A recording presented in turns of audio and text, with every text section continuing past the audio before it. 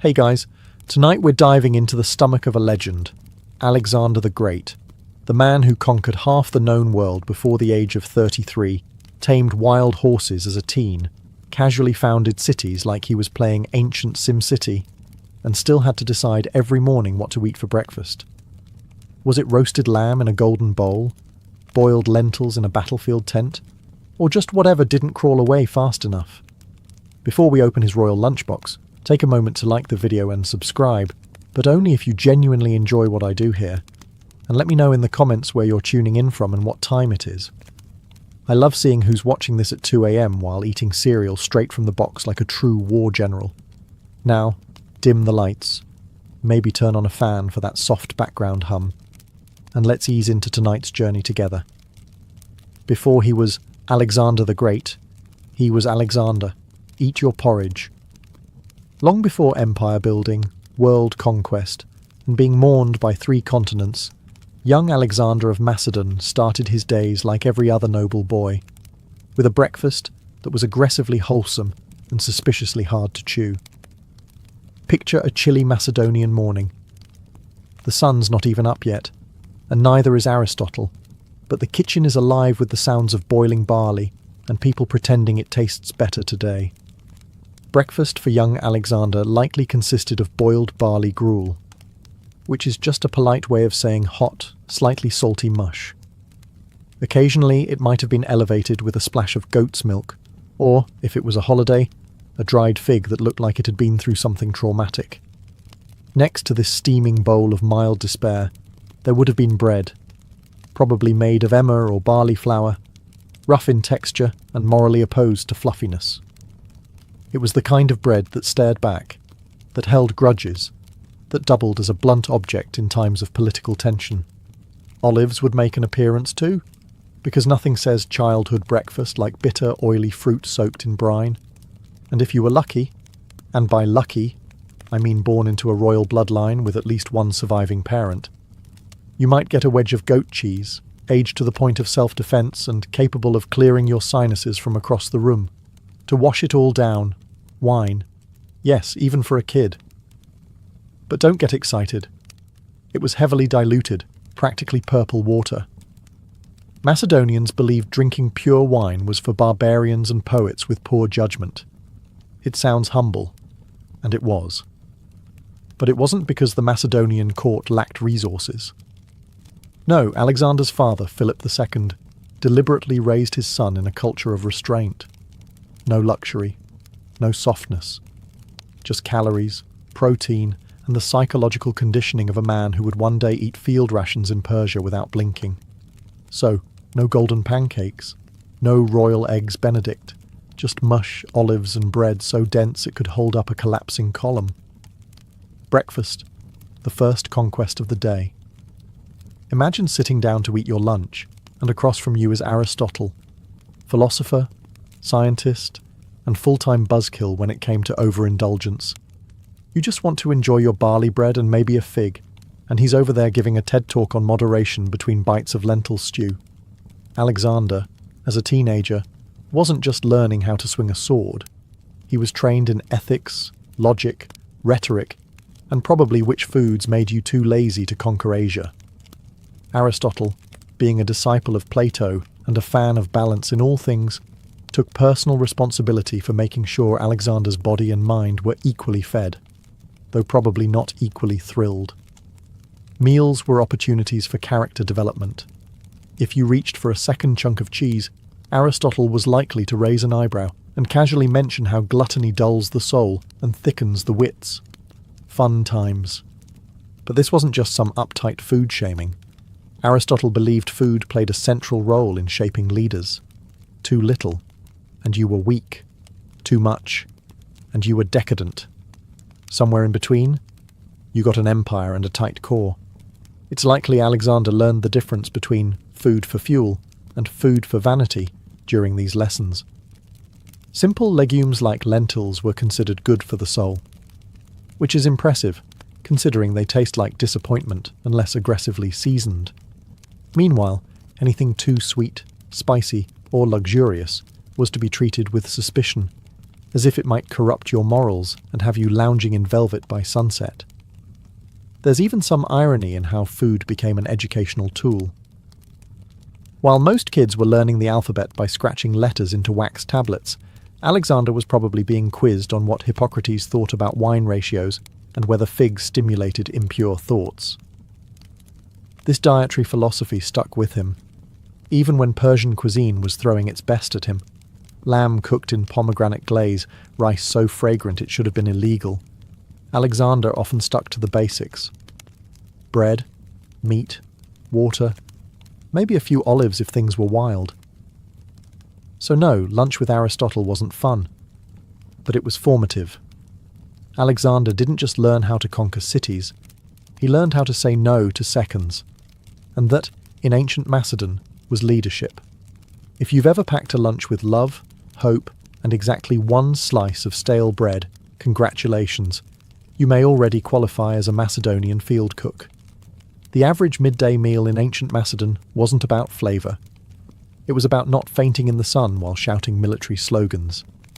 Alexander's daily lunch, especially before his campaigns, would have been modest to the point of austerity.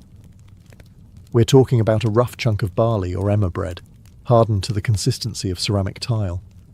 This was the kind of bread you had to earn the right to chew, preferably with a dagger and a prayer.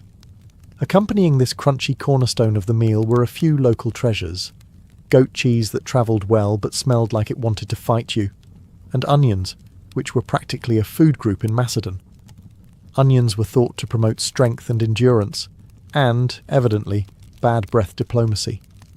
You might also get a small pouch of figs or dried dates, depending on the season, and whether the supply caravan hadn't been eaten by wolves. These fruits were the ancient world's version of dessert, chewy, sticky, and with a texture somewhere between leather and regret. For protein, there might be salted or dried meat, typically goat or beef, sometimes boar if they'd just raided someone fancy. It wasn't juicy, it wasn't tender. It was the kind of meat that dared you to choke on it and win. And what did they drink? If they were lucky, diluted wine.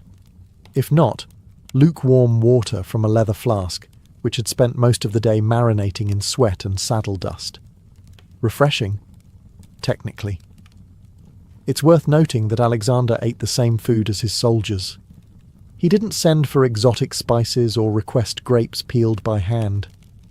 No, he sat in the dirt, tore off a piece of rock-hard bread, and chewed like a man trying to motivate an empire with his jaw strength alone. So when we talk about the Macedonian lunchbox, don't picture a cute bento set. Picture a burlap pouch of calories that hated you just enough to keep you alive. Functional, brutal, just like the man himself. Dinner with your father is already a tense affair when you're a teenager. Now imagine your father is King Philip II of Macedon, a man who juggled diplomacy, warfare, and at least 7 wives like it was a competitive sport. Welcome to mealtime at the royal table, where the food was warm and the conversations could lead to exile. Philip's dinners were likely grand by Macedonian standards, but still a far cry from Roman-style gluttony. Think roasted meats, stews thick with lentils, boiled grains, and a jug of wine that had seen things. The man was famously fond of his drink. Historical sources politely call him heavy drinking. That's ancient biographer speak for your dad's drunk again. Alexander, on the other hand, often abstained or drank sparingly. Not because he didn't like wine, but because Philip had a habit of mixing politics with Pinot, and young Alexander was already strategizing around him like a mini-general. Nothing spoils your appetite like watching your dad negotiate a military alliance between bites of charred lamb. And the conversation? Intense. You've got military advisors arguing over borders, poets reciting verses between gulps of stew, and philosophers casually insulting each other in ancient Greek. All while Alexander quietly eats his cheese and plots how to eventually outconquer his father, which he absolutely did, by the way. Occasionally, Philip would bring back exotic ingredients or dishes from other parts of the Greek world, spiced fish, honeyed pastries, or strange herbs that made your tongue tingle. Alexander tried them. He made polite comments. But he always circled back to the basics. Bread, meat, wine, solid, predictable, useful for empire building. The emotional side of these dinners? Let's just say therapy wasn't invented yet. Philip was both a role model and a raging migraine in sandals. Their relationship was part love, part gladiator match.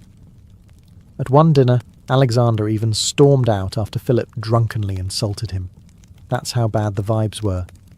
And this was before someone tried to assassinate Philip with a spear. So yes, dinner with Dad was formative. It sharpened Alexander's political instincts, toughened his resolve, and probably gave him a lifelong preference for quiet meals with fewer stabbing risks. Now let's talk about Alexander on the road. Not just any road, but the kind that stretches through scorching deserts, snow-bitten passes, and occasionally over the burning remains of your enemies. What's for lunch on this scenic route? A delightful serving of desperation with a side of tactical nutrition. Field rations in Alexander's army weren't made for flavour. They were made for survival, mobility, and ideally not killing you mid-march. Picture a linen pouch filled with barley bread, onions, and dried meat. Ingredients that were travel-friendly, immortal, and borderline spiteful in texture. The bread? Dense, hard, unflavoured. If you could chew through it without breaking a tooth, congratulations, you were fit for service. These loaves doubled as utensils, shields, and in extreme cases, emotional support objects. Reheated over a campfire, they could almost pass as edible. Cold, you'd sooner bite a rock. Meat, if available, was salted beyond recognition. Goat, lamb, or beef sliced thin, left to dry in the sun, and salted until it became more mineral than muscle. This wasn't jerky. This was ancient dental testing material. It kept well, though, and if you soaked it long enough in water or wine, it might even bend. Onions and garlic were constant companions, not because they were fun, but because they were cheap, pungent, and believed to boost stamina. Nothing says I'm ready for battle like breath so intense it clears a phalanx. For hydration there was diluted wine, not enough to get drunk, but just enough to make the water taste less like saddle leather and regret. Straight water was rarely safe, especially when you were 700 miles into Persia, and the local streams were busy being cursed. There were exceptions. Occasionally, after a victory, Alexander allowed a feast. Roast animals, flatbreads with herbs, wine that didn't taste like boiled sandals. But those were rare, and always followed by another brutal march. It was never luxury for luxury's sake. It was reward with a return to reality baked in. So, yes, field rations weren't gourmet, but they kept you alive, alert, and just angry enough to take on the next empire. And Alexander, he ate the same thing. Not because he had to, but because he believed no man deserved better food than his army. Picture this. You've been marching for days through blistering heat. Your sandals are basically leather regrets, and your throat feels like it's been personally cursed by the sun god Helios. Suddenly, a soldier finds a meagre puddle. Not a spring, not a stream, just a muddy, probably frog-adjacent puddle, and scoops the water into his helmet. Now here comes the historical part. That soldier offers it to Alexander, the King of Kings, slayer of Persian armies, conqueror of worlds. And he just looks at the water, thanks the man, and then pours it onto the ground in front of everyone. It's one of the most iconic and dramatically parched moments of Alexander's life. Not because of what he drank, but because of what he didn't. But let's pause. Why a helmet? Because in the ancient world, cookware was optional, but helmets were standard. It was your drinking cup, your bowl, your head shield, your emergency chamber pot, multifunctional, efficient, slightly unsanitary. Alexander's gesture wasn't about hydration. It was performance art with morale as the target. If he, the most powerful man alive, wasn't going to drink until everyone had water, then you, the foot soldier with sunburn and trench foot, could hold out too. Was the water safe? Probably not. Ancient armies didn't exactly have Brita filters, but that wasn't the point. In one smooth motion, Alexander turned dehydration into team building.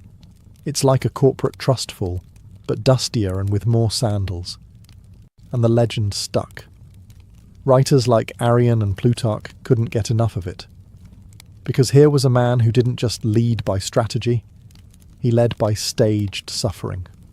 He was hungry when they were. He walked when they did. And when the only water available looked like it came from a donkey hoofprint, he still refused to drink before his men. It's honestly genius. Anyone can share a feast. But not drinking with someone. That's emotional warfare.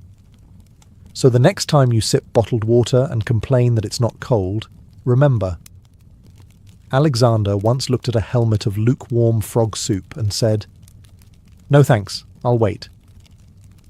And his army loved him for it. Conquering an empire has its perks. One of them, food upgrades. When Alexander marched into Persia, he wasn't just greeted by trembling nobles and abandoned palaces. He was greeted by banquets so rich they made Macedonian bread look like gravel in a napkin. Persian cuisine didn't mess around. These were the people who gave the world rice pilaf, saffron, stewed lamb with pomegranate reduction, and about 47 types of sweet that all sounded vaguely like honey brick. Their royal banquets were architectural: gold dishes, crystal pitchers, exotic fruits stacked like pyramids, and enough roasted meats to spook a small forest. And then there's Alexander, king of khaki porridge and philosophical restraint, walking into this culinary fever dream. It was like putting a Spartan in a Whole Foods. Did he indulge? Sometimes. He wasn't made of stone. Sources say he did try the saffron rice, the date-filled pastries, and the wine so strong it needed its own map. But overall, he kept his diet surprisingly modest. He still preferred bread, meat, and water over any jewelled stew or gold-dusted fig. This wasn't just personal preference. It was a statement. To Alexander, overindulgence meant softness, and softness, in his worldview, led to losing empires. So while Persian nobles reclined on silk cushions biting into stuffed quail, Alexander was still chewing on his trusty barley biscuit, likely wishing it had a bit more existential resolve. He did, however, let his men enjoy the spoils. After years of dust and boiled goat, they deserved a night or 12 of gluttony. Roast lamb, grilled fish, honey cakes, all served on dishes so ornate they probably had their own inheritance plan. But Alexander? He stayed cautious. He'd seen what happened to leaders who let luxury dig in too deep. A soft belly made a poor shield on the battlefield. That said, he wasn't completely immune. A few Persian ingredients, like rosewater and cinnamon, reportedly made their way into his meals. Flavour, after all, was not treason. So yes, Persia sent a buffet, and Alexander sampled it. But in the end, he still dined like a man with deserts to cross, enemies to chase, and a deep distrust of anything that sparkled on a plate. Alexander never actually sat down to dinner with Darius III, but he definitely sat down to dinner because of him. After chasing the Persian king across Asia, like the world's most determined food delivery guy, Alexander eventually inherited more than just his throne. He inherited his entire dining setup. We're talking about a royal kitchen operation on steroids. Darius didn't travel with a few cooks and a pot. He travelled with hundreds of chefs, bakers, spice handlers, and professional food testers whose job was essentially, eat this in case it kills the king. It was less of a camp and more of a Michelin-starred military convoy. When Darius fled and left the dining tent behind, Alexander entered a world of decadence previously reserved for immortals and people with very fragile egos. Gold-plated dishes, tables groaning under slow-roasted lamb, saffron rice, grilled fish wrapped in fig leaves, and sauces that had been aged longer than most Macedonian soldiers. How did Alexander react? Well, like a man raised on onions and skepticism. He sat bolt upright, reportedly ignored the couches, and ate quietly while everyone around him reclined and tried not to make eye contact with the extremely intense conqueror. No slouching, no lounging. Just chewing with purpose and possibly judgment. This wasn't rudeness, it was intentional signalling. Alexander wasn't about to get caught playing Persian prince cosplay. He wanted everyone, especially former Persian nobles now awkwardly handing him their loyalty, to know he was still Macedonian, still disciplined, and still very capable of kicking over the table if things got too soft. But let's not pretend he didn't enjoy the variety. Sources mention that Alexander adopted some Persian dining customs, like multi-course meals and the occasional floral-scented wine. He wasn't above appreciating good food, he was just above needing it. So no, he didn't dine with Darius in the traditional sense, but he dined in Darius's seat, with Darius's silverware, surrounded by Darius's terrified chefs, which in a way was even more satisfying. After all, revenge is a dish best served on a gold platter, with a side of roasted goat and political domination. Alexander the Great was famous for a lot of things: tactical brilliance, unstoppable ambition, world domination before the age of 33. But tonight's menu? Wine. So much wine. Enough wine to make Dionysus say, "Hey, maybe pace yourself." Despite his usual restraint, there were moments, rare, theatrical, and slightly tragic, when Alexander leaned fully into the goblet.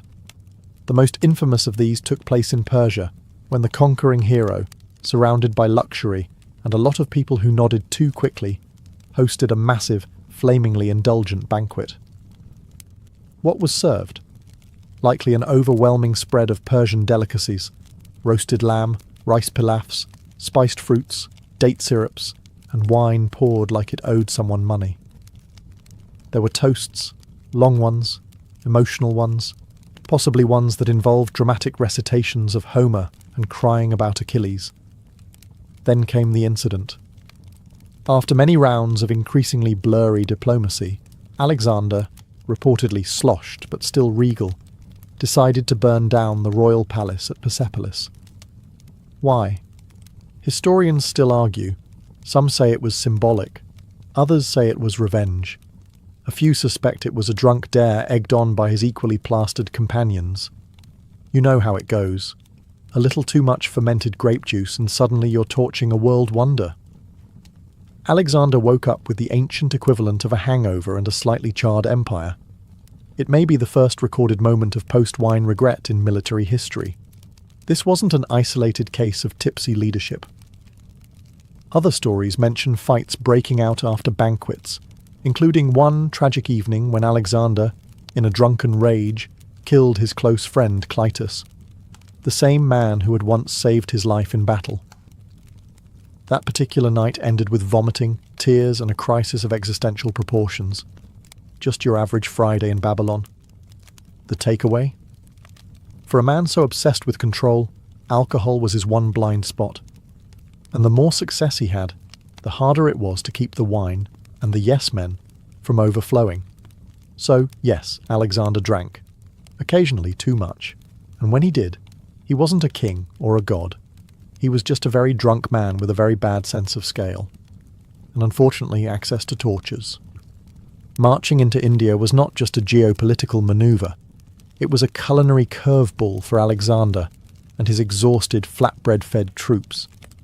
They had crossed scorching deserts, trudged through freezing mountain passes, and now, here they were, face to face with spices they couldn't pronounce and animals that looked like siege towers with tusks. Food-wise, India was a revelation. This was a land of lentils, rice, ginger, turmeric, tamarind, and enough chili-adjacent heat to turn a Macedonian soldier's helmet into a steam room. Ancient sources, albeit vague and vaguely dazzled, describe how the army encountered entirely new flavours. Curries, fragrant stews, and vegetables that weren't just boiled until emotional. Alexander reportedly welcomed it.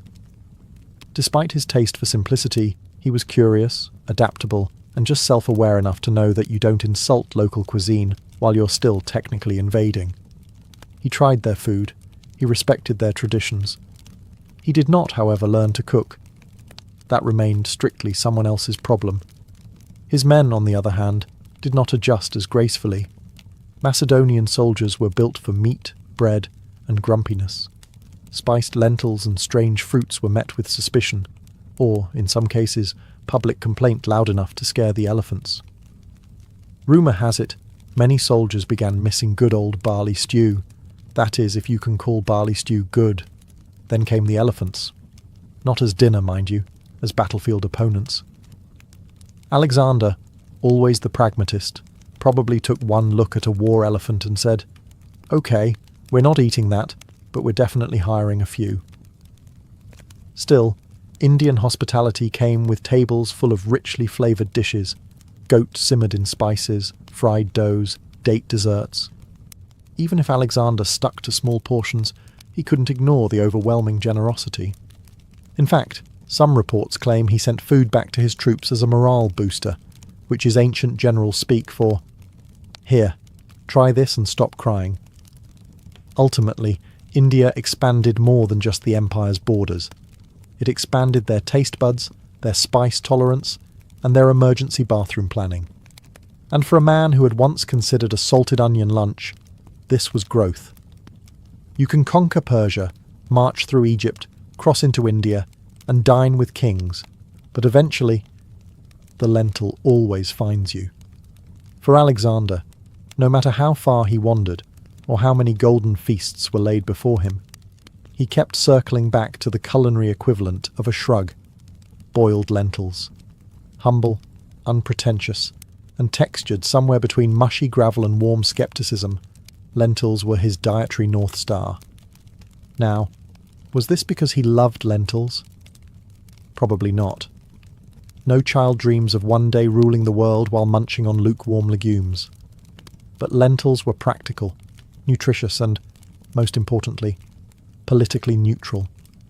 They didn't scream luxury, didn't stir envy, and didn't cause diplomatic incidents. They were just there, like sandals, or your most loyal but boring advisor. In a world of exotic foods and dangerous banquets, lentils were safe. They didn't come from suspicious sources, they didn't require translation, and they certainly didn't lead to palace arson. See Wine, Chapter 9. For a ruler who slept with a dagger under his pillow, this was ideal cuisine. Historically, lentils had long been a staple in the Greek and Macedonian diet. High in protein, easy to store, and cookable with just a pot, fire, and low expectations. Add a little vinegar or oil, maybe some crushed garlic if you're feeling fancy, and voila, the ancient version of "I'm too tired to cook." Some sources suggest that even in Babylon, with access to every spice, roast, and delicacy imaginable, Alexander still requested simple meals. And lentils, of course, made the shortlist. It wasn't a punishment. It was philosophy. A nod to discipline. And maybe a subtle flex. I could eat honeyed quail wrapped in gold leaf, but I choose mushy brown pulses. It's also likely that lentils reminded him of home, of training in the Macedonian hills, of dinners with Aristotle where the food came with moral lessons, and of military camps where the only thing consistent was the sound of chewing something slightly tragic. So yes, the lentil returned. Not with a fanfare, but with a quiet plop into a wooden bowl. And Alexander, emperor of half the known world, picked up his spoon and ate. Because even greatness needs fibre. When you think of royal snacks, you might imagine grapes peeled by trembling servants, or delicate pastries served on silver trays, while a harpist plays something emotionally complex in the background. But for Alexander the Great, snacking wasn't quite so cinematic. Most of the time, snacks were consumed while riding horseback, overseeing a siege, or casually redrawing the boundaries of the known world. So convenience was key. Snackability was measured not by flavour, but by whether it could survive being dropped in a saddlebag, stepped on by a horse and still be technically edible. Enter dried figs, olives, roasted chickpeas, nuts, and hunks of aged goat cheese so firm they could double as projectiles. These were the granola bars of the ancient world, compact, rugged, and emotionally indifferent. Dried figs were a favourite. Portable, sticky, and packed with sugar and energy, they gave Alexander a quick burst of stamina, which was handy when you were conquering cities before lunch. Olives were salty, oily, and known to stain your tunic at inopportune diplomatic moments. But hey, electrolytes. Roasted chickpeas, meanwhile, were the popcorn of antiquity. Crunchy, satisfying, and plentiful, though tragically unbuttered. And nuts, especially almonds and walnuts, provided protein, fat, and something to chew on while debating whether to cross another mountain range. Alexander's commanders likely carried similar fare, sometimes wrapped in cloth or stored in small leather pouches. No Tupperware, no airtight bags. Just dust-covered finger food handed around between sword fights. And of course there was always road dust. Not intentionally consumed, but practically unavoidable. Everything had a layer of it: the bread, the meat, the figs. There's a reason ancient armies were lean. They were constantly chewing on sand and pretending it was seasoning. Some accounts even suggest that Alexander, despite having access to finer things, often chose to eat like his soldiers. He didn't want to appear distant or pampered. And snacking on goat cheese while sitting on a rock with your men? That's ancient military relatability 101. So no, royal snacks weren't decadent. They were durable, functional, and flavoured mostly by the environment, which for Alexander tasted like ambition, road grime, and the occasional fig. Every empire has its moments of culinary excess, and Alexander's conquests were no exception. While his daily meals were often practical and ascetic, there were occasional banquets, particularly after victories, where things went weird. Not pass the salt weird. More like, is that a fire-breathing dancer? Weird. Victory feasts were diplomatic theatre meets calorie binge. You'd have Persian nobles trying not to weep into their golden napkins, Macedonian soldiers wondering if honeyed lizard was a joke, and Alexander sitting at the head of it all, attempting to keep things from descending into interpretive wine-fueled warfare. These banquets were filled with roasted animals too large for one table, bowls of pomegranate-drenched rice, pastries shaped like birds, and wine poured by men wearing more jewellery than clothes. There were also live performances, music, poetry, acrobats, possibly an elephant or two doing something symbolic and vaguely threatening. But the real chaos came with the toasts. In Macedonian tradition, drinking wasn't just encouraged, it was practically weaponized. Men would try to out-toast one another in volume of wine, and emotional monologue. It started with, "To Alexander," and ended with someone shouting, "I would die for your sandals," while weeping into a leg of lamb. One of the most famous banquets gone rogue occurred in Samarkand, where Alexander tried to merge Macedonian and Persian traditions by having both peoples feast together as equals. A beautiful idea, a logistical nightmare. Language barriers, cultural misunderstandings, and the fact that Persian cuisine included sauces, while Macedonian cuisine considered salt an indulgence. It was bound to end in someone flipping a platter. Sometimes the weirdness was unintentional. Like when Alexander hosted a banquet in a city that had been recently conquered and still smelled like smoke. Or when people brought extravagant tribute dishes, live peacocks, honey-glazed camel, allegedly, or a pudding that required 6 servants and divine patience. These feasts were more than just meals. They were political statements, unity stunts, morale boosters, and occasional lessons in why you don't let the guy from Thrace near the wine amphora. So yes, Alexander could throw a party. But even then, he often ate sparingly, drank carefully, and watched everything like a man who knew history was always taking notes.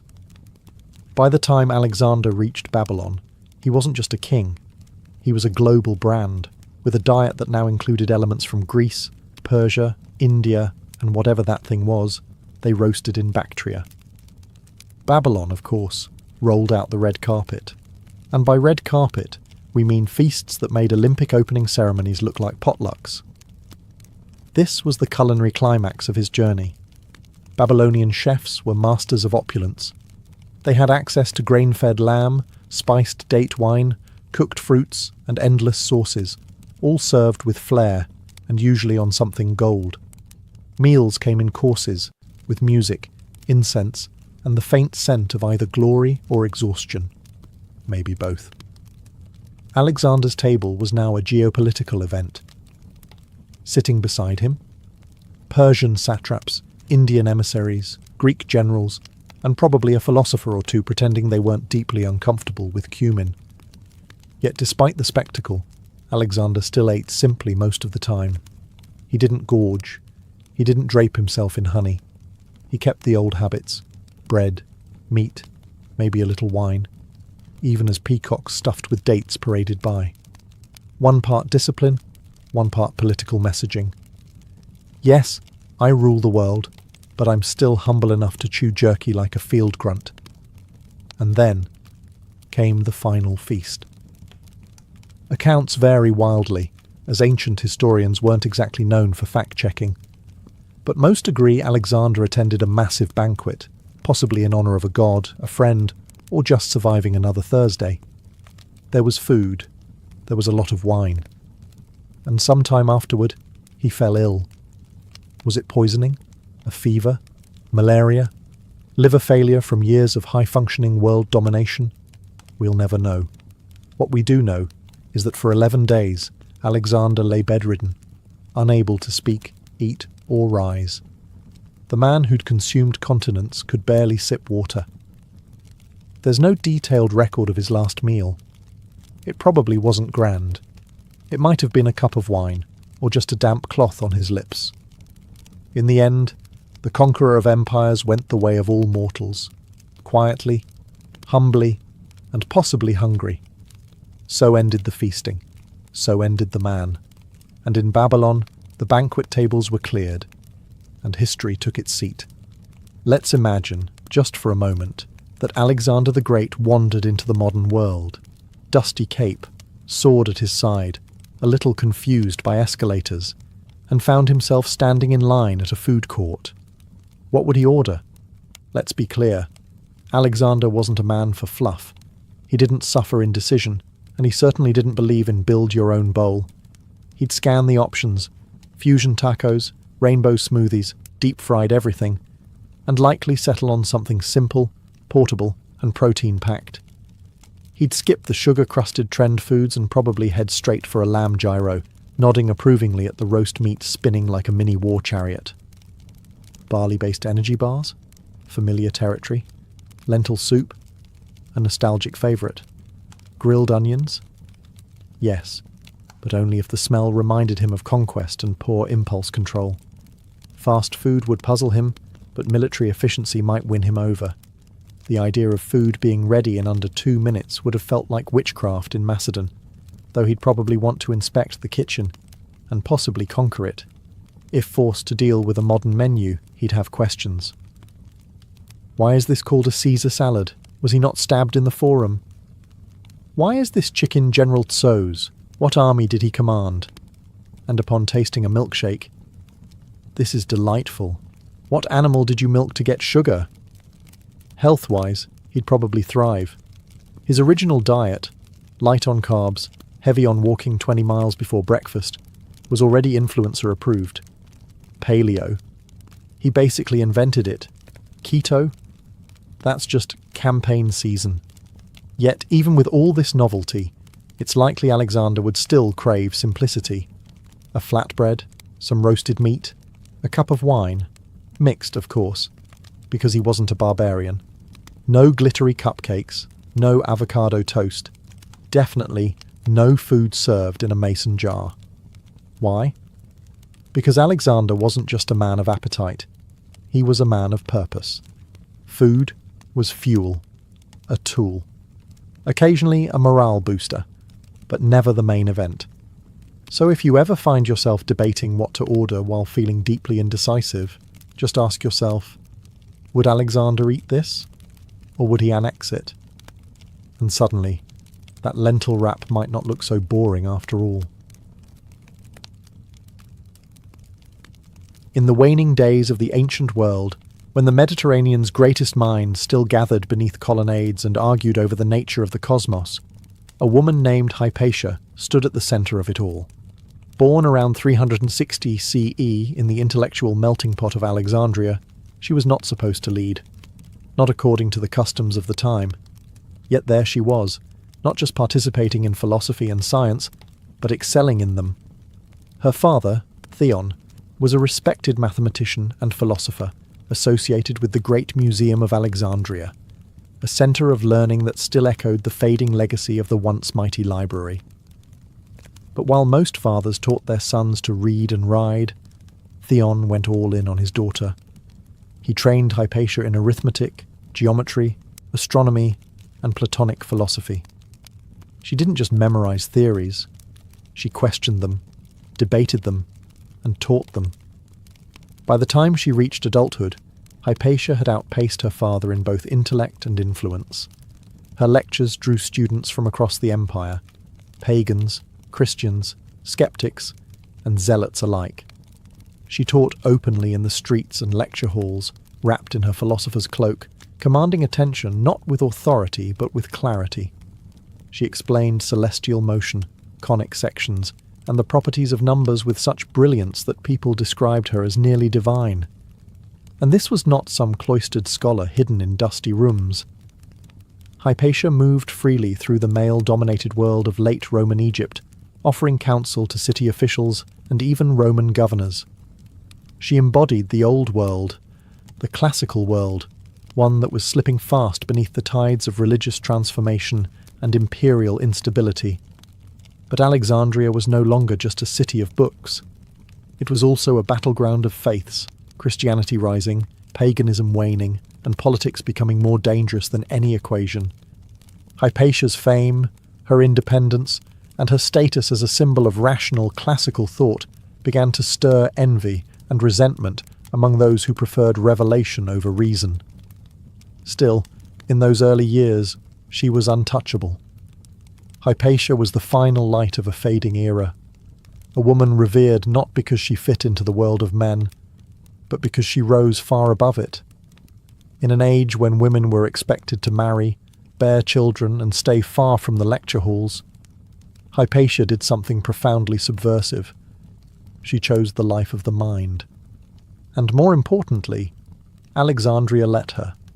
Sort of. Her presence was radical, but her intellect made it hard to argue with her.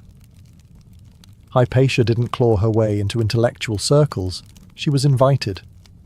Her mastery of mathematics and astronomy placed her at the forefront of Neoplatonism, a philosophical movement blending the teachings of Plato with elements of mysticism. Think lofty ideas about the soul's journey, the nature of ultimate reality, and the ladder between the material and divine, all delivered with geometric precision. Hypatia's lectures weren't just academic snooze-fests either. Her reputation was magnetic. Students came not just from Alexandria, but from all corners of the empire, eager to sit at her feet. Many of them were upper-class Roman men who, paradoxically, learned about logic and discipline from a woman whom their own societies would have silenced. She taught publicly, not in secret. She rode through the city in her philosopher's cloak, commanding attention in forums and amphitheatres, often giving speeches in front of mixed crowds. It wasn't just her knowledge that captivated. It was her character. Hypatia was famously ascetic, uninterested in wealth or pleasure. She remained unmarried, perhaps deliberately, to maintain her independence and philosophical purity. According to one story, likely apocryphal but still telling, when a student tried to pursue her romantically, she shut him down by flinging a bloody menstrual rag at him and declaring, "This is what you love, young man, not beauty." Point taken. Yet, despite her stoicism, she wasn't cold. Many of her students adored her, not just as a teacher, but as a moral guide. Some went on to become bishops, judges, and governors. In particular, Synesius of Cyrene, one of her most devoted students, later became a Christian bishop, yet maintained his reverence for Hypatia for life, writing letters to her that read like a combination of fan mail, philosophical inquiry, and spiritual therapy. She wasn't just a scholar. She was the embodiment of Alexandria's ancient soul, scientific, philosophical, tolerant, and dangerously brilliant in a world growing more intolerant by the day. By the time Hypatia reached her intellectual prime, the Library of Alexandria once the crown jewel of human knowledge, was a ghost of its former self. The original structure had been destroyed in waves of war, neglect, and political chaos. What remained was scattered across the city. Annexes, scrolls stashed in private collections, and a few scholars still clinging to the dream of universal knowledge. Among them, none shone brighter than Hypatia. Though she wasn't the official librarian of what was left, many considered her the de facto heir to that legacy. She edited and preserved important mathematical texts, most notably works by Diophantus and Apollonius.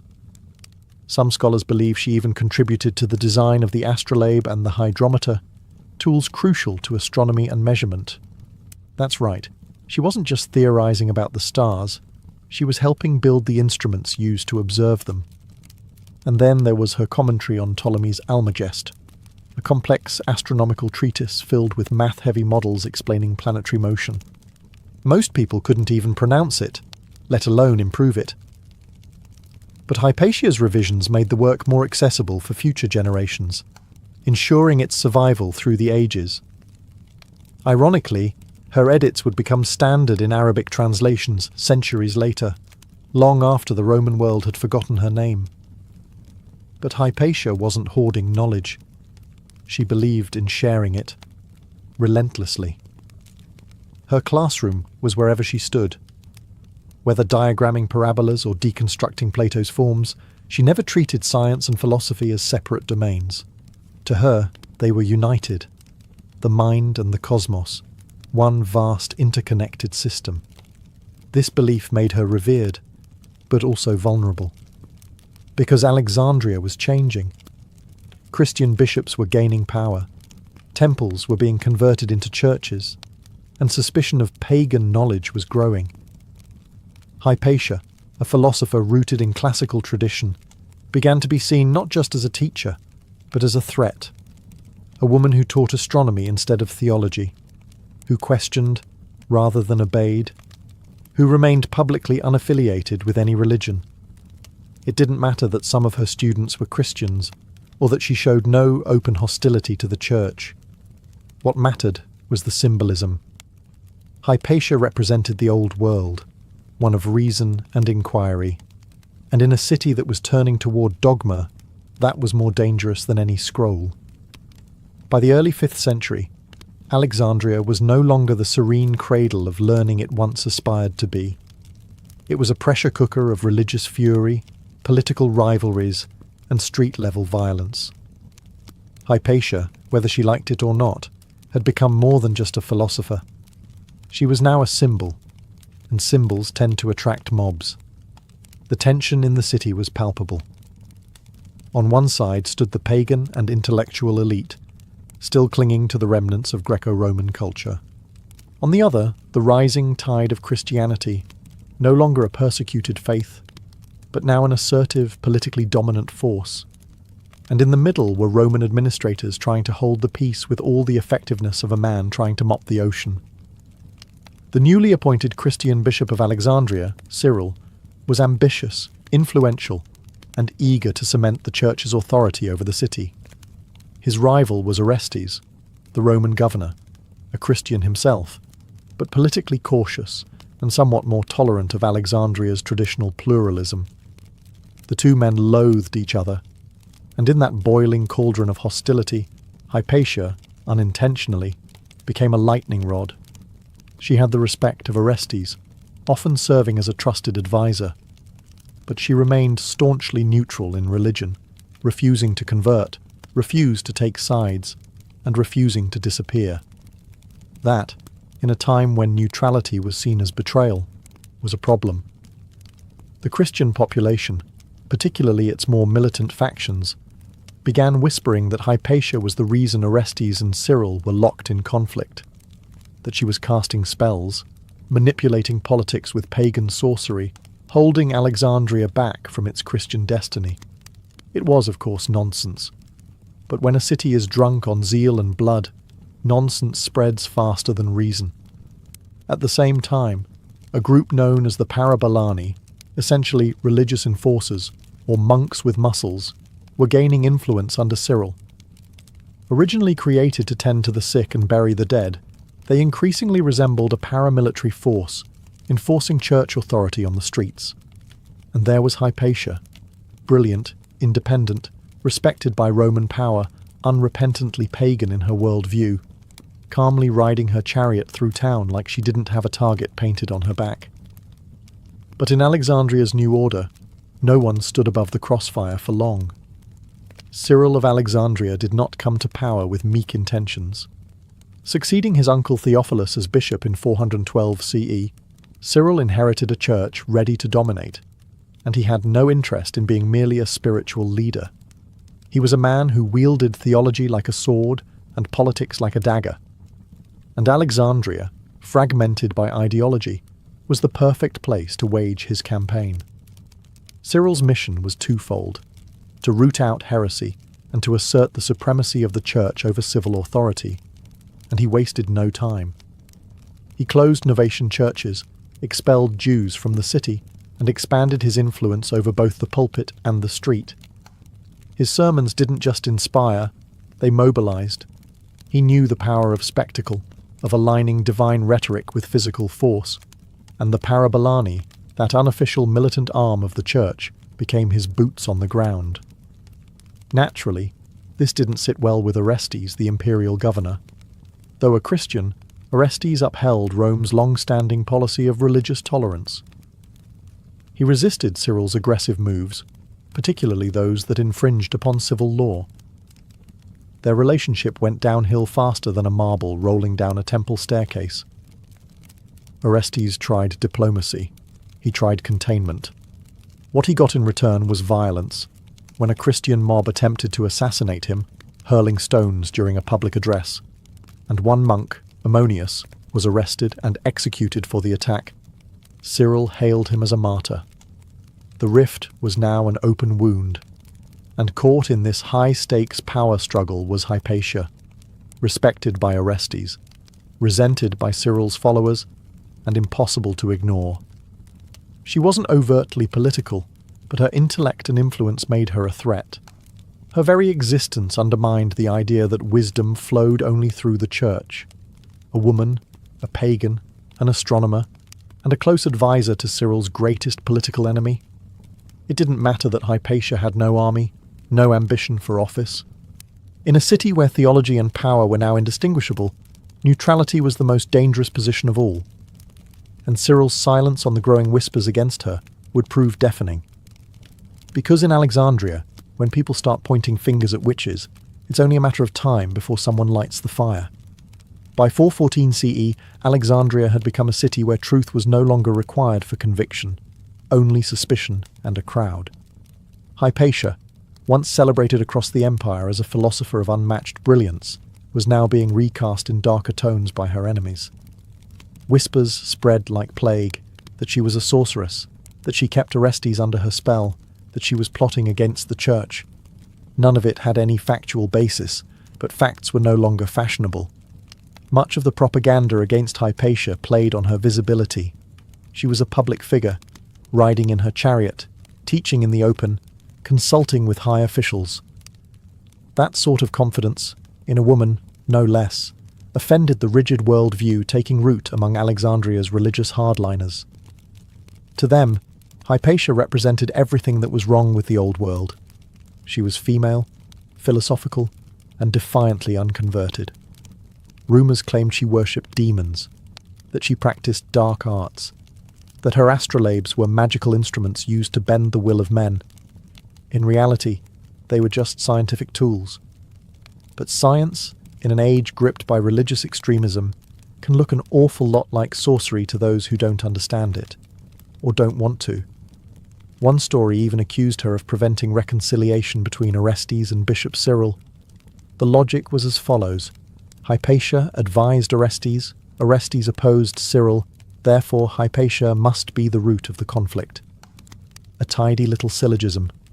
Convenient, simple, and lethally wrong. The streets buzzed with unrest.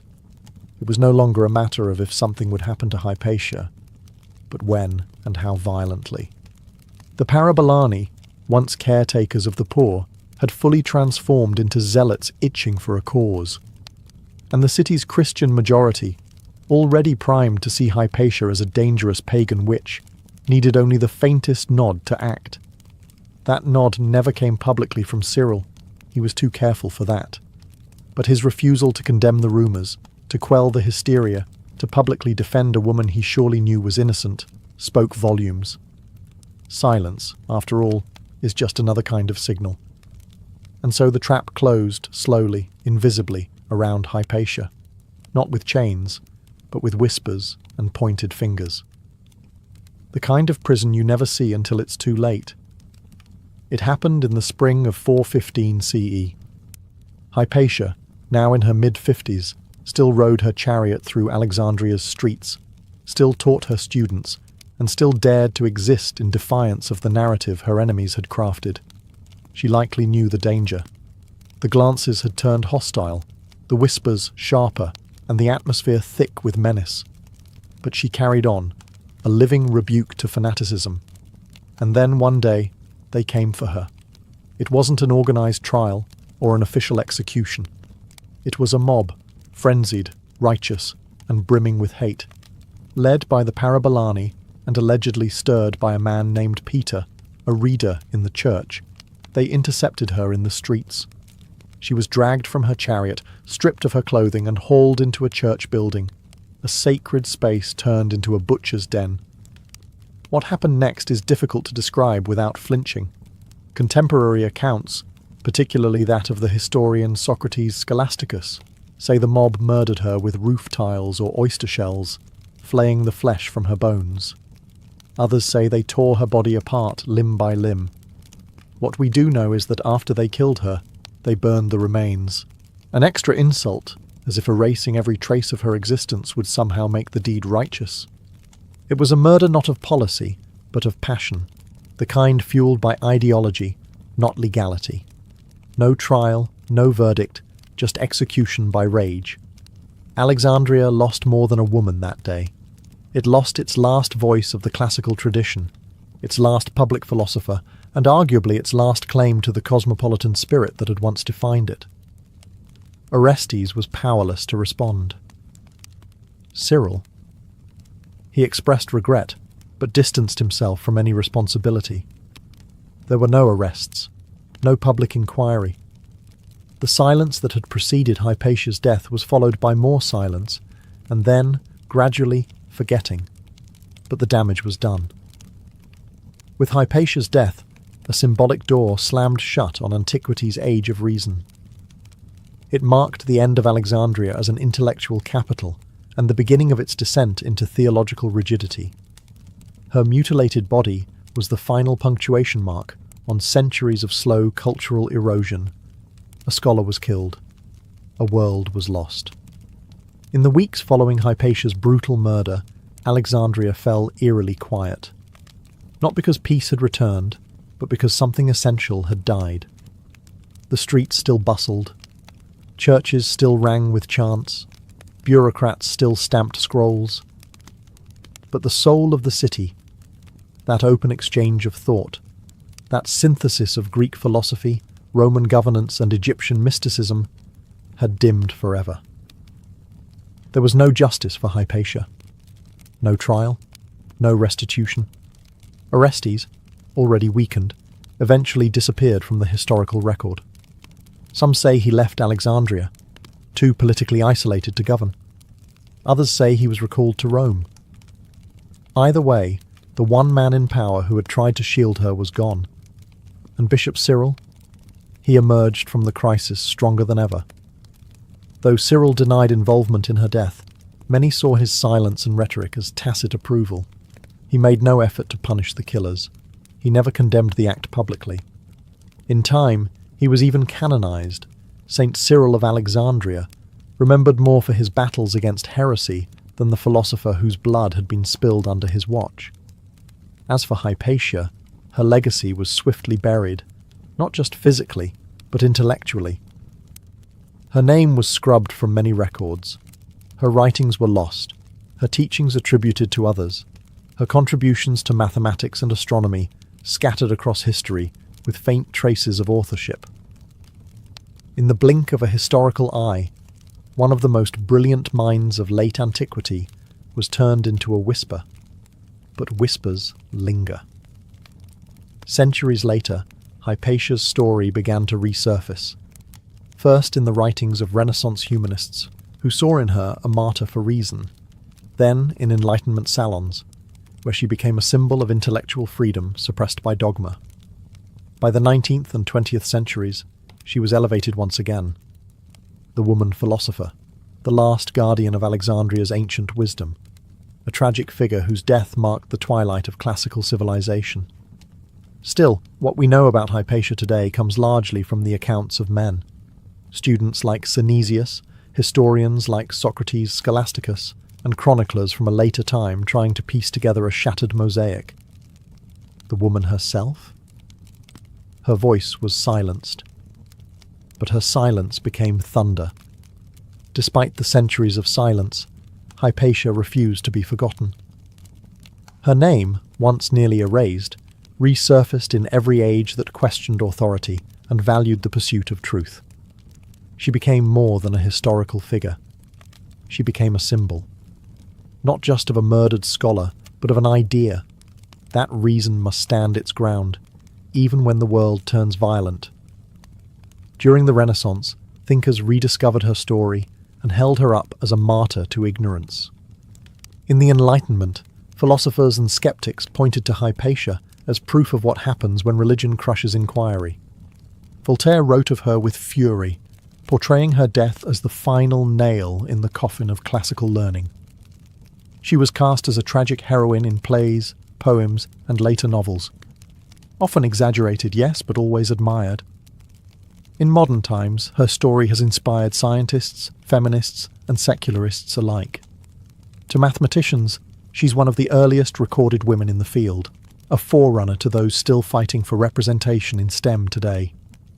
To women in philosophy, she's an ancient pioneer, one who didn't just participate in intellectual life but helped shape it. And to humanists, she's a stark reminder of how fragile knowledge can be when confronted by fear. But Hypatia's legacy is more than symbolic. Though most of her written work has vanished, scholars suspect her influence remains embedded in the survival of Greek mathematical texts. Her editions and commentaries likely became the versions that filtered into Arabic and later European scholarship. So even in silence, her fingerprints remained on the instruments of learning. There's a profound irony in that. The mob that tore her apart sought to destroy not just the woman, but everything she stood for. And yet, Hypatia endured. Not in temples or churches, but in the minds of generations who refused to let her name vanish. Today, statues bear her likeness, schools carry her name, and thinkers from all walks of life invoke her memory when the world begins to slip into ignorance. She stands not just as the last light of Alexandria, but as a challenge to each of us, to speak clearly, think boldly, and never cower before the mob. Because truth, like Hypatia, may bleed, but it does not break. Beneath a quiet stretch of the Italian Alps, just 30 miles from Turin, lies a secret that defies belief. It's not marked on any old map, nor advertised to tourists. There are no Roman ruins, no medieval cathedrals. Instead, concealed beneath the mountain village of Vidraco, is an immense, hand-carved underground complex, a labyrinth of sacred chambers known as the temples of humankind. And for nearly 2 decades, no one outside a small spiritual community even knew they were there. This isn't some minor cave with a few frescoes. The temples stretch across 5 levels, connected by passageways, spiral staircases, and domes that could rival the architecture of great cathedrals. They are covered in sacred art, mosaics, stained glass, cosmic symbology, and golden altars, all chiseled, painted, and installed by hand. It's as if someone tried to recreate the Sistine Chapel underground, then added Egyptian hieroglyphs, Buddhist mandalas, Mayan glyphs, and galactic maps for good measure. And who built it? Not the Vatican, not an esoteric order with centuries of tradition. No, It was a relatively unknown spiritual collective calling themselves Damanhur, named after the ancient Egyptian city believed to be the center of Horus worship. Founded in 1975, the group envisioned a society based on harmony, self-sufficiency, and spiritual evolution. The temples were their physical manifestation of that dream, a sacred space meant to realign human consciousness with the universe. Construction began in 1978, spearheaded by Oberto Airaudi, a former insurance broker turned mystic visionary. Without permission, without blueprints, and using only hand tools, Airaudi and his followers burrowed into the rock beneath a private house. They worked at night, used removed soil to landscape the hills, and told no one. It was a kind of spiritual resistance, building in secret what they believed could not be built in public, and they got away with it, for 17 years. No one suspected that behind the unassuming facade of a countryside home, a team of artists, engineers, and believers was carving a subterranean wonder. Not until a disgruntled former member tipped off the authorities in the 1990s, and the Italian police, expecting to find a bunker or tax shelter, came face to face with one of the most astonishing underground structures in modern Europe. The temples of humankind didn't appear out of nowhere. They were the result of a grand, highly unconventional vision born in the mind of a man named Oberto Airaudi, later known to his followers as Falco. In the 1970s, Airaudi wasn't yet a spiritual guru. He worked a fairly ordinary job as an insurance agent in northern Italy. But beneath the surface, he was obsessed with metaphysics, reincarnation, ancient civilizations, and what he called the memory of the cosmos. Airaudi claimed that from a young age he experienced vivid past life memories, not just vague impressions, but detailed visions of lives spent in lost civilizations, including Atlantis and ancient Egypt. He believed these memories weren't fantasies, but blueprints. And one of those blueprints, he said, was for a temple, not metaphorical, but literal. A sanctuary for spiritual awakening, to be hidden underground, and constructed by a community united in purpose. So, in 1975, he gathered a small group of like-minded individuals in the Alpine foothills. They shared his dream of a self-sufficient, spiritually evolved society. The group took the name Damanhur, after the Egyptian city of the same name, believed to be the home of Horus worship and esoteric knowledge. Their mission wasn't to start a new religion, but to build a new kind of society, one that balanced science, art, ecology, and spirituality. Damanhur grew quietly. Members gave up their previous lives to join communal living in the Italian countryside. They practiced meditation, sacred dance, and a made-up language they believed enhanced communication on a subtle level. They developed their own currency. They studied ancient texts and claimed to communicate with trees. To outsiders, it all seemed charming at best, eccentric at worst. But to Airaudi's followers, they were laying the groundwork for a cosmic rebirth. Beneath all of it, though, was the real secret. Construction had already begun. Airaudi claimed he had seen the temple in visions and believed it was his destiny to build it. With picks, hammers, buckets, and unwavering conviction, Damanhurians began excavating, not knowing if they'd ever finish or if they'd be caught. They weren't just digging into stone. They were digging into belief itself. And shaping a sanctuary meant not for the present, but for a future they believed was coming. From the outside, the house at the top of the hill in Vidraco looked utterly ordinary. Just a modest alpine home, perched quietly above the valley. But beneath its floors, behind a secret trapdoor hidden under a carpet, lay the mouth of an ever-growing tunnel. It was here, under cover of night and silence, that the people of Damanhur undertook what can only be described as an architectural miracle, building a sprawling underground temple by hand. Construction began in 1978. There were no cranes, no backhoes, no engineering teams in hard hats, just a handful of people with pickaxes, hammers, and lanterns. They tunneled into solid rock with basic tools, removing the debris bucket by bucket, often working through the night to avoid detection. The excavated earth was quietly distributed across the landscape, used to shape gardens and terraces, leaving no sign that anything was happening below. It was incredibly dangerous. The work wasn't sanctioned. There were no safety codes. A single mistake could have triggered a collapse and buried them alive. But the Damanhurians believed they were protected by faith, destiny, and the guidance of higher intelligences. This wasn't just construction, it was sacred ritual. Every strike of the hammer was a devotional act. Ayaraudi, or Falco, claimed he had already seen the temple in a vision. Every room, every hall, every golden altar. His sketches guided the layout, domes representing different spiritual principles, interconnected by passageways filled with art and light. Each chamber had a function: meditation, healing, energy alignment. The architecture was driven by sacred geometry and esoteric symbolism, not modern utility. Even as more members joined the project, the secrecy held. Families passed down stories of their children growing up playing above the temple floor, completely unaware of what was beneath their feet. Somehow, for nearly 15 years, no neighbor reported strange activities. No curious local stumbled into the wrong doorway. No authority knocked at the door. By the early 1990s, they had carved out an underground space large enough to house several floors of elaborately decorated halls, without a single outsider knowing. It was a feat of human persistence, madness, artistry, or perhaps all three. They weren't just building a temple. They were defying the modern world by proving something ancient could still be born, hidden beneath it. For nearly 17 years, the temples of humankind remained one of the best-kept secrets in modern Europe. But as with all secrets, this one eventually surfaced, not with a whisper, but with a bang.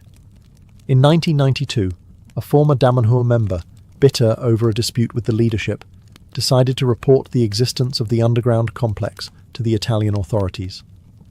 He claimed there was an enormous illegal structure buried beneath the Alps, one not registered, not inspected, and definitely not approved. To the government it sounded absurd. An entire temple system, built by a cult, without anyone noticing? Still, officials were obligated to investigate. When police arrived at the site in Vidraco, they expected, at most, an unauthorized basement, or perhaps a small bunker. What they found was beyond anything they had prepared for. Upon entering through the concealed trapdoor, they descended into vast chambers glittering with mosaics, golden altars and stained glass windows, all underground. Marble pillars, vaulted domes, sacred symbology from every known spiritual tradition. The officers were stunned. Some reports say they believed they had discovered a lost civilization. The sheer size and artistry of the temples defied logic. This wasn't just a secret room. This was a multi-level architectural wonder carved out of bedrock, hidden in plain sight. News of the discovery spread quickly, and public reaction was a chaotic mix of fascination, outrage, and bureaucratic panic. The Italian government, initially alarmed, issued an immediate stop-work order and threatened to seal the complex permanently. After all, no permits had been filed, and there were serious concerns about structural safety. But something unexpected happened. Instead of recoiling in fear or ridicule, the public was intrigued. Photos of the chambers, particularly the Hall of Mirrors and the Blue Temple, began circulating in Italian newspapers. People were captivated. Who were these people? How did they build this? And why? Damanhur, now facing extinction or acclaim, chose to open its doors. They invited officials, journalists, even skeptical scientists to tour the temples. And what they saw was undeniable. Not the work of a cult, but a monumental artistic and spiritual endeavour. In trying to bury their vision, Damanhur had created a marvel. And now the world wanted in. Once the cat was out of the cosmic bag, there was no going back. With the threat of demolition looming, the Damanhur community made a bold choice: complete transparency. Rather than deny or hide their creation, They invited the world inside. It was a calculated risk, but it paid off spectacularly. Journalists, archaeologists, engineers, and even skeptical government officials were escorted down into the mountain to see what had been carved beneath their feet. And what they found was less secret cult lair and more underground Vatican meets Gordy's subconscious. There was the Hall of Mirrors, a massive chamber with mirrored walls, stained glass ceilings, and tiled floors that reflected light like a kaleidoscope of energy. There was the Hall of Earth, shaped like a chalice, dedicated to the feminine principle and ancient earth goddesses. Each temple was designed with precision, not only artistically but energetically, aligned with what the Damanhurians believed were synchronic lines, cosmic pathways of energy crisscrossing the earth. The architecture was built to resonate with these lines, amplifying their effects and turning the space into a kind of spiritual engine. Italian authorities, now facing public fascination and media buzz, had a problem on their hands. Yes, the temples were technically illegal, but demolishing them would mean destroying a modern artistic marvel that had captured the public's imagination. In a rare twist of bureaucratic mercy, the government chose to regulate instead of erase. Rather than shut the complex down, they allowed Damanhur to retain ownership under strict safety and preservation guidelines. Engineers reviewed the structural integrity. Historians catalogued the symbolism. Artists simply stood in awe. By the mid-1990s, the temples of humankind had been transformed from a forbidden mystery into a cultural phenomenon. The group launched guided tours and spiritual retreats. Filmmakers and photographers documented the halls. Critics remained, of course, but curiosity far outweighed condemnation. What had once been hidden was now open to the world. And in a strange reversal, the very secrecy that once protected the temples had become their greatest marketing tool. People didn't just come to see art. They came to stand inside a miracle that wasn't supposed to exist. The mountain had kept its secret. Now, it whispered it to everyone. To the untrained eye, the temples of humankind might seem like an eclectic art project gone off the rails, all colours, symbols, and cosmic flair. But to the Damanhurians, every square inch has purpose. This wasn't just a sacred space, it was a machine for consciousness, a metaphysical tool designed to amplify spiritual energy, awaken latent human potential, and realign humanity with the cosmos.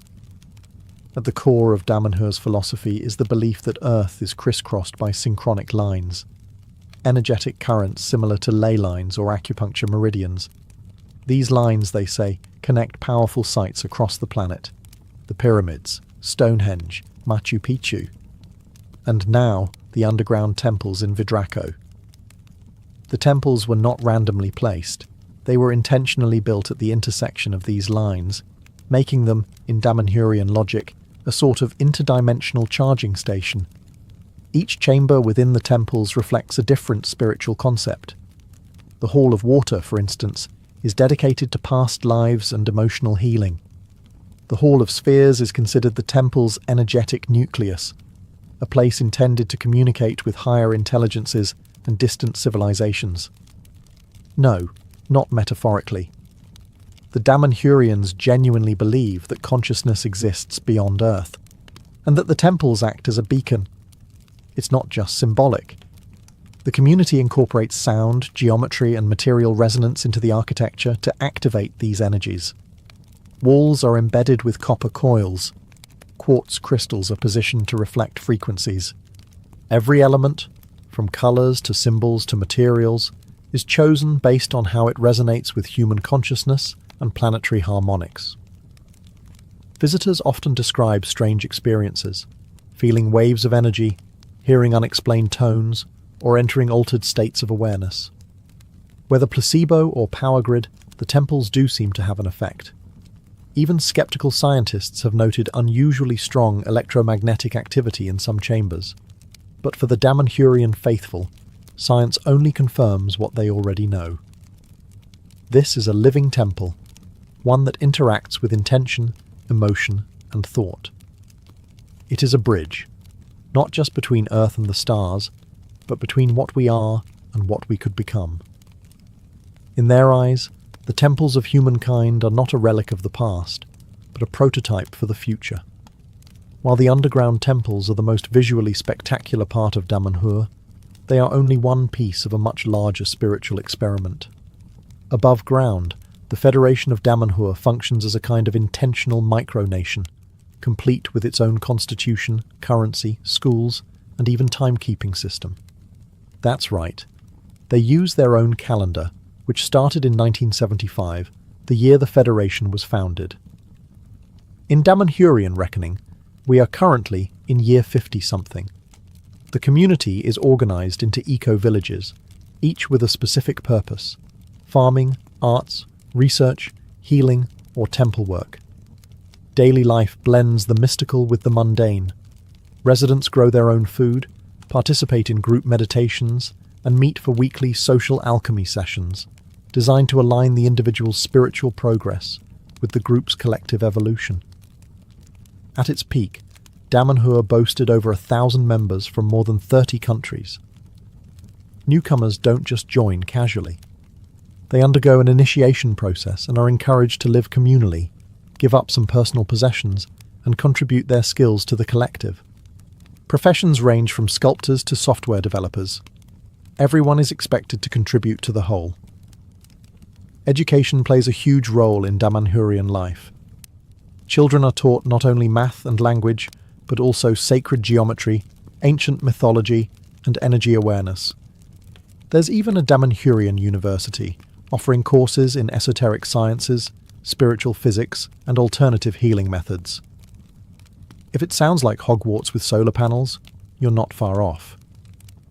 At the philosophical centre of it all is the idea that divinity exists in all things, and that humanity's purpose is to awaken to its role as co-creator with the universe. This means living harmoniously with nature, exploring consciousness, and using creativity as a spiritual tool.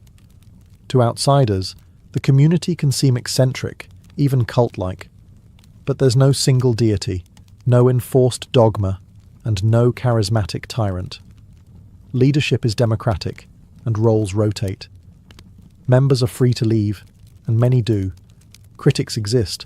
Some former members cite internal pressures, ideological rigidity, or burnout. But even critics admit it's unlike anything else on Earth. Damanhur isn't just a commune or a spiritual retreat. It's an ongoing social experiment, a place where people try in earnest to live a myth, not just read about one. To walk through the temples of humankind is to enter a universe made of symbols. Every wall, ceiling, and floor is layered with meaning. Mythological, mathematical, cosmological. But Damanhur doesn't see art as mere decoration. Here, art is sacred technology, a tool to awaken the spirit, unlock ancient memory, and communicate with the divine without saying a single word. Their aesthetic is not random. It weaves together Egyptian iconography, Celtic spirals, Hindu deities, and futuristic star maps. One chamber might depict the Eye of Horus, while another features stylized DNA strands or planetary alignments. These are not just pretty patterns, they're intentional codes. Damanhurians believe these symbols speak to the soul's language, bypassing the rational mind and triggering deeper awareness. But why blend so many cultures and traditions? According to their teachings, all myths are fragments of a larger universal truth, stories told in different tongues, pointing to the same cosmic source. The temples aren't claiming to recreate any one religion. Instead, they seek to harmonize them all, not in a bland mashup, but as a deliberate integration of human spiritual history. Then there's the matter of language, or rather, languages. Damanhur developed its own sacred language, called sacred language, not very original but accurate. It consists of thousands of ideograms, each designed to express spiritual concepts that ordinary speech supposedly fails to capture. You'll find these glyphs carved into stone and glass throughout the temples, shimmering in gold leaf, etched into coloured marble, floating above doorways like glowing spells. To the community, these symbols aren't invented. They're remembered. Fulco claimed that this language comes from ancient civilizations predating our recorded history, possibly even from extraterrestrial origins. In other words, the symbols are less created and more recovered, like spiritual fossils of an earlier, wiser age. Visitors often describe the experience of being inside the temples as emotional, even overwhelming. Many cry. Some say they feel a strange sense of familiarity, like they're remembering something long forgotten. And that's exactly the point. The temples aren't designed to explain. They're designed to evoke. Because in Damanhur, truth isn't taught. It's awakened through story, symbol, and the silence between words. The temples of humankind were never meant to be monuments to the past. They were, and still are, a blueprint for the future. Not just a spiritual future, but a cultural one, where architecture, consciousness, and community fuse into something new.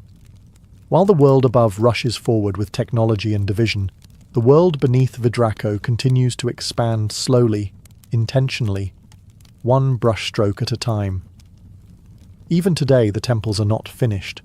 Damanhur considers them a living organism, constantly evolving. New chambers are added. Old ones are renovated. Murals are touched up. New symbols added to reflect the changing energy of the community. Unlike traditional sacred sites frozen in time, the temples of humankind breathe. They grow with the people who built them. In the years since their discovery, Damanhur has expanded its global reach. The Federation now includes centres in other countries, online courses, and a stream of international visitors who come for spiritual retreats, energy healing, or simply curiosity. While some arrive expecting New Age fluff, many leave deeply affected, not necessarily converted, but moved by the sheer ambition of the place. After all, how many communities actually build cathedrals from scratch, underground, in secret? Yet Damanhur isn't without its critics. Skeptics raise eyebrows at some of its claims: past lives, synchronic lines, interstellar communication. Others worry about its cult-like intensity, or the degree of devotion expected from members. But through it all, the Federation has endured, not by isolating itself, but by opening its gates. Today, the temples are a symbol of possibility. What can be created when art, intention, and community come together? They remind us that the great sacred sites of the ancient world, the pyramids, the cathedrals, the ziggurats, weren't just buildings. They were expressions of collective belief. Damanhur dares to ask, why did we stop building like that? And maybe that's the legacy of the temples of humankind. Not their beliefs, but their boldness. In a world obsessed with efficiency and spectacle, a group of ordinary people decided to dig into the earth and make something sacred, by hand, in silence, for the sake of beauty and spirit. It's not just a temple, it's a question carved into stone. What are you creating with your life? Long before satellites orbited Earth or sailors shouted "land ho," human beings were already on the move, tracing coastlines, crossing deserts, and scribbling their ideas of the world into clay, stone, or hide. Travel wasn't just about curiosity, it was about survival. The very first explorers weren't adventurers, they were gatherers and traders, hunters and refugees. But over time, movement became more than necessity. It became strategy, and eventually, it became legacy. The earliest maps weren't grand cartographic masterpieces. They were scratched patterns on cave walls, carvings on bones, or mental images passed down orally. Around 2300 BCE, the Babylonians etched one of the first known maps onto a clay tablet, not of the world, but of a single region, marked with rivers, towns, and mountains. To them, the earth was a flat disk surrounded by a cosmic ocean, with Babylon, naturally, at the center. It wasn't geographically accurate, but it reflected something even more important: intent. These people wanted to understand their surroundings. They wanted to navigate. But how do you travel without roads, signage, or star charts? You watch the sun. You study the stars. You memorize the terrain, the migration of animals, the direction of the wind. And if you're lucky, you pass that knowledge to someone who remembers it better than you. Ancient Polynesians, for instance, mastered navigation using ocean swells, bird flight paths, and the position of constellations. Meanwhile, traders in Mesopotamia followed river routes like the Tigris and Euphrates, turning seasonal floods into shipping lanes. In these early civilizations, travel was rarely solo. It was communal, slow, and often dangerous. Travelers risked bandits, storms, disease, and simply getting lost forever. But they also brought goods, languages, ideas, and technologies across regions. Trade routes began to form like veins across the body of the ancient world. Exploration didn't need to reach new continents to be revolutionary. Sometimes it was enough to reach the next city-state, the next oasis, the next fertile valley. Those tiny steps created the web of interaction that would become civilization itself. So when we speak of ancient exploration, we're not just talking about distant journeys. We're talking about a primal urge to know what lies beyond the horizon and to leave a footprint on the unknown. The ancient Egyptians weren't known for wandering far and wide, but when they did travel, they did so with flair, ritual, and often an armed escort. The Nile was their highway, and it wasn't just for pleasure cruises. Pharaohs dispatched expeditions south to Nubia, east into the Sinai, and even further into mysterious lands like Punt, a semi-mythical kingdom that Egyptians called God's Land. Its location is still debated. Somalia, Eritrea, southern Arabia. No one's quite sure. But what's certain is that the Egyptians sent ships there loaded with goods and prayers, hoping to return with incense, gold, exotic animals, and a sense of divine prestige. One of the most famous recorded expeditions occurred during the reign of Queen Hatshepsut, Egypt's formidable female pharaoh. Around 1478 BCE, she launched a voyage to Punt and proudly recorded the journey on the walls of her mortuary temple at Deir el-Bahri. The carvings depict massive ships, men carrying myrrh trees, and locals with unusual features and elaborate headdresses. This wasn't just trade, it was diplomacy, propaganda, and spiritual alignment all rolled into one. Egyptians also ventured into the Sinai Peninsula, not just for conquest, but to mine turquoise and copper. These expeditions often involved hundreds of workers, scribes, soldiers, and priests. Travel was state-sponsored and heavily documented. Pharaohs weren't sending lone adventurers, they were deploying logistical machines. Officials recorded everything. What was mined, who participated, and how many offerings were made to the gods to ensure a safe journey. Despite being surrounded by deserts, Egypt wasn't isolated. Caravans moved through the western desert, connecting oases and bringing in goods from as far as Libya. Sea travel, though dangerous, allowed contact with Byblos, Crete, and other eastern Mediterranean ports.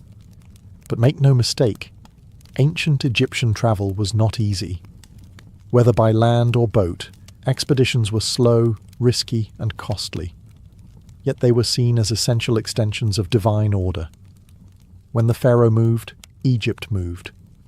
And every journey reinforced their worldview, that Egypt was the center of the universe, and everything else, whether friend, foe, or foreign, existed to be known, tamed, or honored.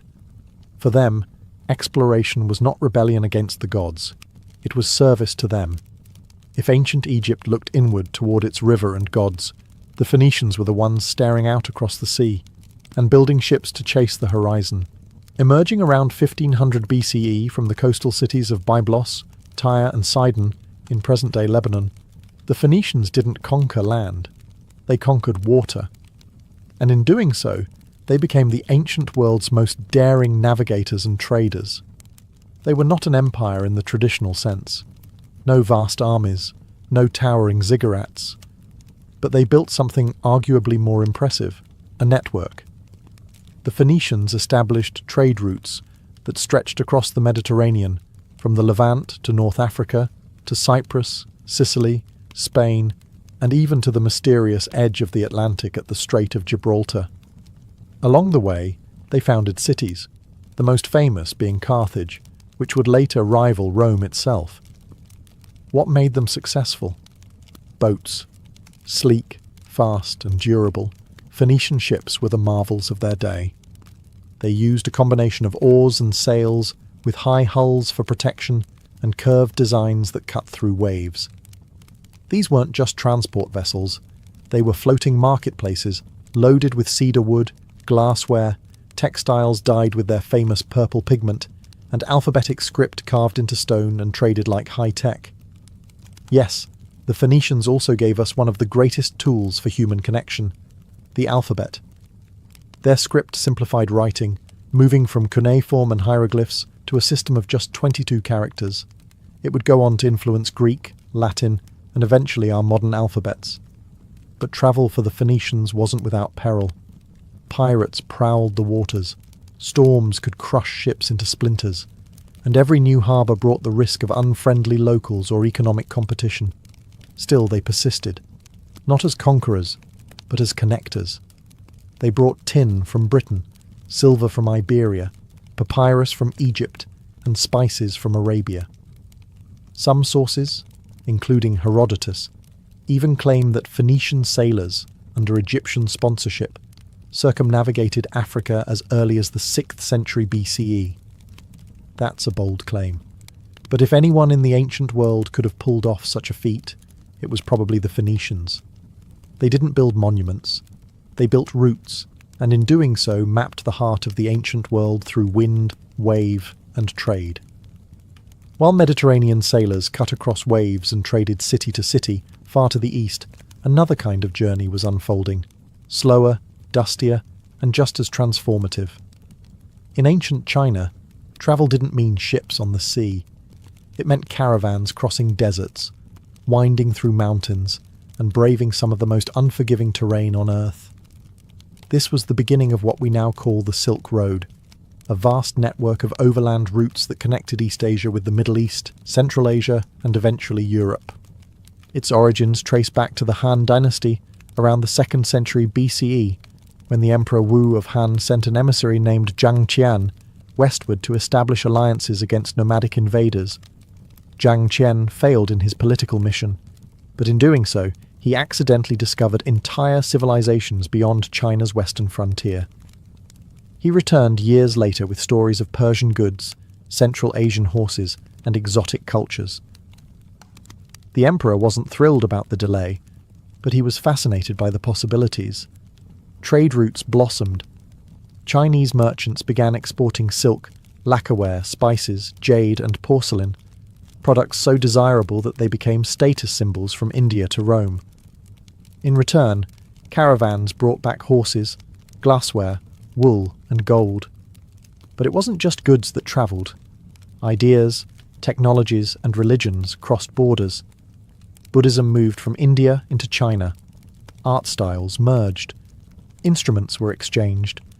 Even paper, invented in China, would eventually find its way west, revolutionizing written communication. But Silk Road travel was brutal. Caravans crossed the Taklamakan Desert, nicknamed the place from which no one returns. Sandstorms could bury travellers. Thieves lurked in remote passes, and the sheer distance, thousands of miles from Chang'an, modern Xi'an, to cities like Samarkand or Antioch, could take months or even years. Travellers relied on oases, where small trading cities flourished like green jewels in the desert. Dunhuang, Kashgar, Merv. No single empire controlled the whole road. It was kept alive by a patchwork of kingdoms, tribes, and city-states, each maintaining a piece of the route and taxing what passed through.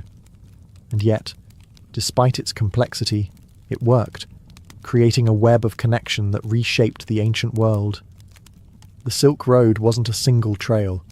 It was a circulatory system, pumping life, belief, and ambition across continents. While deserts, rivers, and seas posed major obstacles to ancient travellers, the Persian Empire took a different approach. They built roads, long, durable, well-maintained roads, and not just for the sake of moving armies or goods. For the Achaemenid Persians, roads were the infrastructure of empire itself, a way to tie together a patchwork of conquered lands, languages, and cultures into a single coherent system. At the heart of this vision was the Royal Road, commissioned by Darius the Great in the 5th century BCE. Stretching over 1,500 miles from Susa in Persia to Sardis near the Aegean Sea, this highway connected the empire from east to west, enabling couriers, merchants, and military officers to traverse vast distances at unprecedented speed. Thanks to a system of relay stations with fresh horses and supplies, royal messengers could cover the entire route in just 7 to 9 days, a stunning achievement for the time. For comparison, the average traveller or caravan would take about 3 months. But the road wasn't just fast, it was secure. Patrols, fortifications, and outposts ensured safety for those who travelled under the king's banner. Travellers from across the empire, from Babylonian scribes to Greek diplomats, used the royal road not only to move goods, but to move ideas, rumours, and politics. In many ways, it became the empire's information superhighway. The Persian Empire's road system extended beyond the royal road, linking cities like Ecbatana, Persepolis, and Babylon, and stretching out toward Egypt, India, and Central Asia. Way stations called caravanserais offered rest and supplies for weary merchants and travellers. These structures would later become vital components of Islamic and Silk Road travel centuries down the line. More than just infrastructure, Persian roads symbolized the empire's desire to unite its many parts, not through force alone, but through connection. By standardizing coinage, weights, and languages used for official communication, the Persians made it easier for people to interact, trade, and participate in the imperial economy. In a world where most movement was slow and chaotic, Persia offered something revolutionary: order, structure, and a system designed for long-distance travel. In short, the Persians didn't just rule an empire, they engineered it. The Greeks weren't empire builders in the traditional sense, not early on at least. What they were, however, was incredibly curious. From Herodotus to Pytheas, Greek travellers roamed the ancient world seeking knowledge, trade, and sometimes just pure wonder. Exploration for them wasn't always about conquest.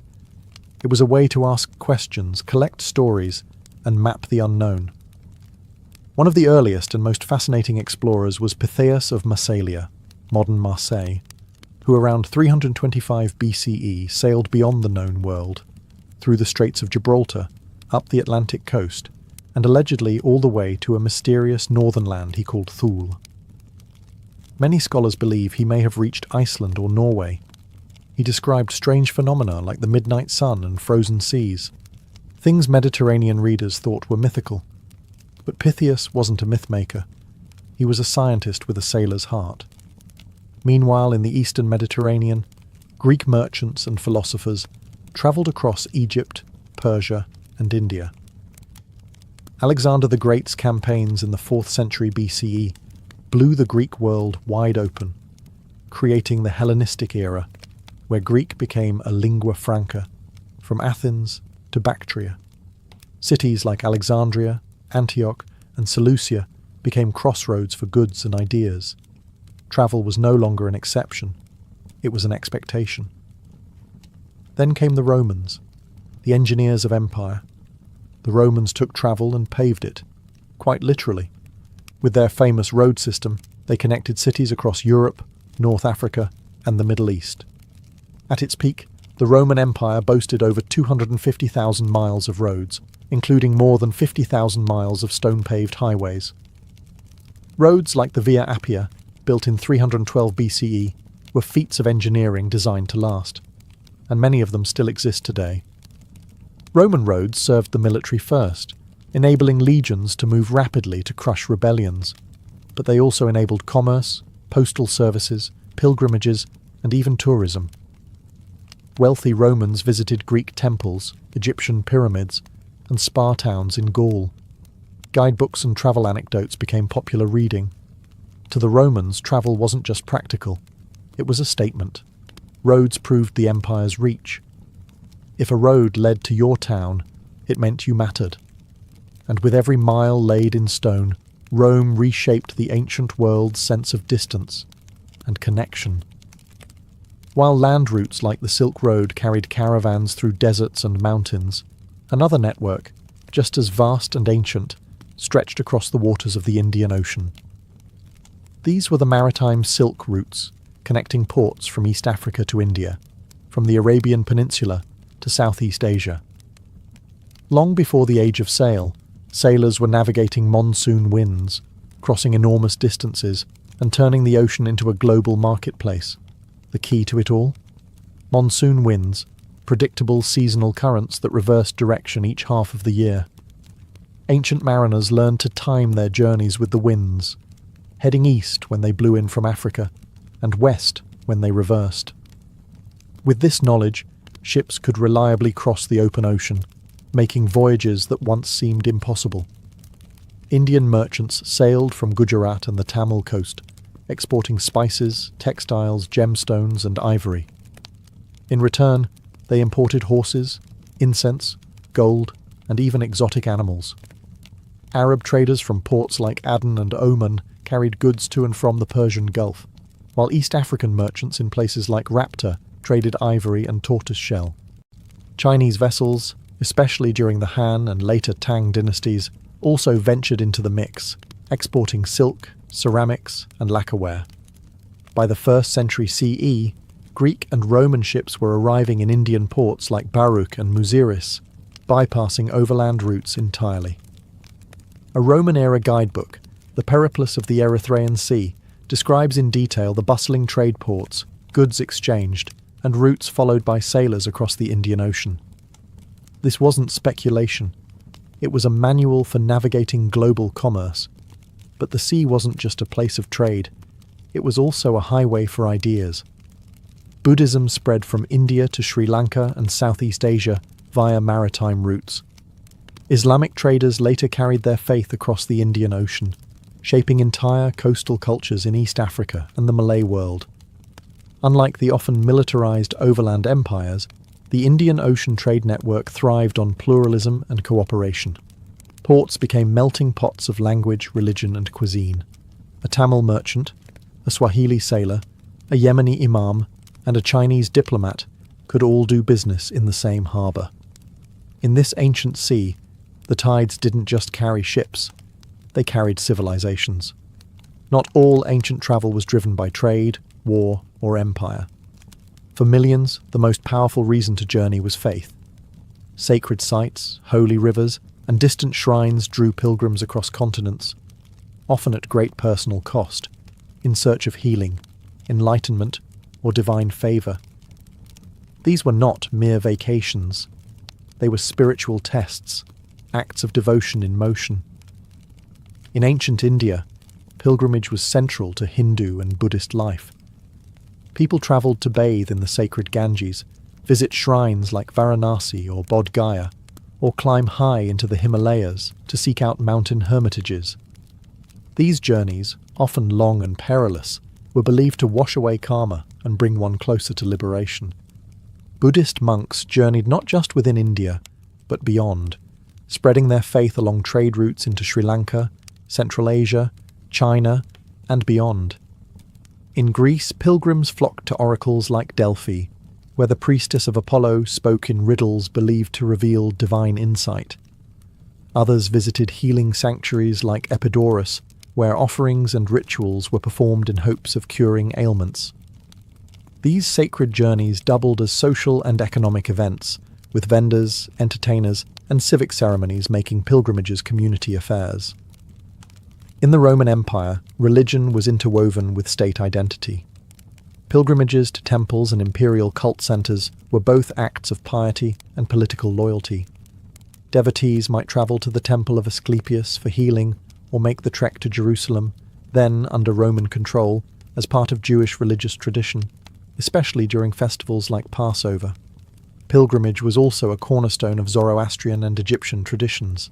Ancient Persians travelled to fire temples, while Egyptians made sacred journeys along the Nile to participate in temple festivals, such as those at Abydos, believed to be the burial place of Osiris.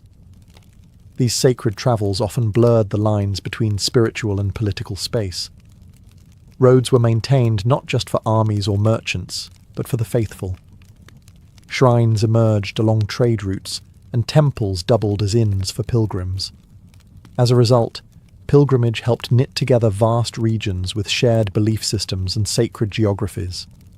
Ultimately, these journeys were more than physical.